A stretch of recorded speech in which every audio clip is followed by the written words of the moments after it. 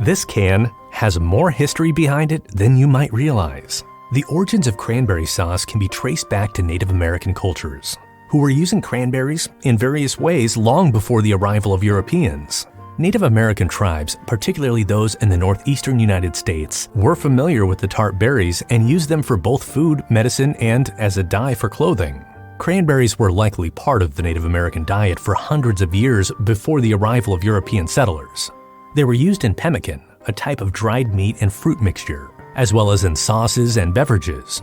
Native Americans also recognized the medicinal properties of cranberries and used them to treat various ailments. When European settlers arrived in North America, they too began incorporating cranberries into their diets. The Pilgrims, who celebrated the first Thanksgiving in 1621, likely had access to cranberries, which were also native to North America, and may have used them in some form during the feast. However, the first recorded recipe of cranberry sauce didn't appear until the 18th century.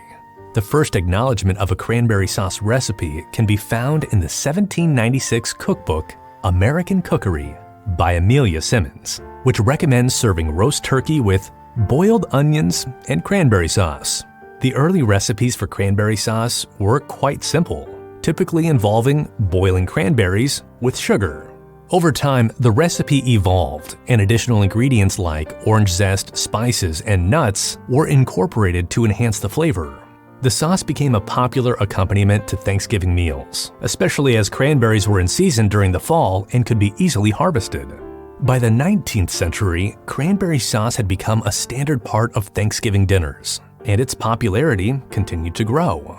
Commercial production of cranberry sauce began in the early 1900s, with companies like Ocean Spray playing a significant role in popularizing the product.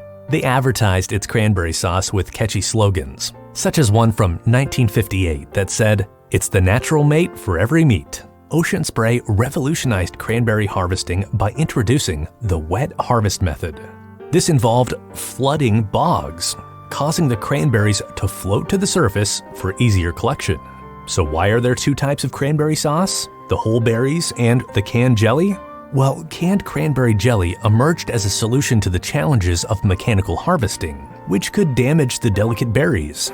Ocean Spray began selling imperfect-looking berries in a jelly-like consistency in cans from 1912 onwards.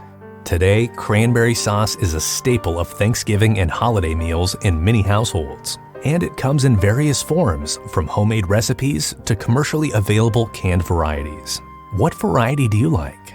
Fresh berries or the canned jelly form? Thanks for watching, and next time you have poultry, try a spoonful of cranberry sauce to amp up those flavors. It also saves the day when Aunt Betty overcooks the turkey.